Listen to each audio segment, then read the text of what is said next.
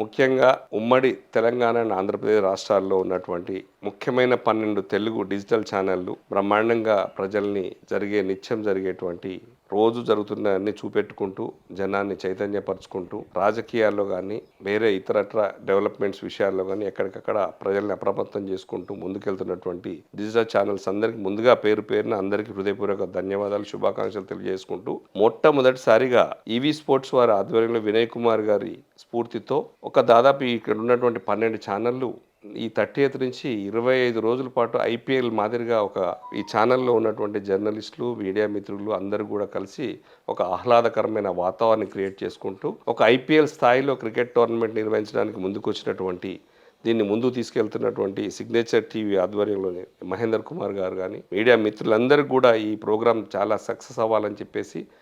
ముందుగా ఇట్లాగే ఈ డిజిటల్ టీవీ ఛానల్స్ అందరూ కలిసి కూడా దీన్ని తీసుకెళ్తే మిగతా శాటిలైట్ టీవీలు కానీ ఇవి కానీ అంతా మంచి ఆహ్లాదకరమైన వాతావరణం కొనసాగాలని, ఇది సక్సెస్ కావాలని మనస్ఫూర్తిగా కోరుకుంటూ నేను వద్దిరాజు రవిచంద్ర, ఎంపీ, రాజ్యసభ. జై తెలంగాణ.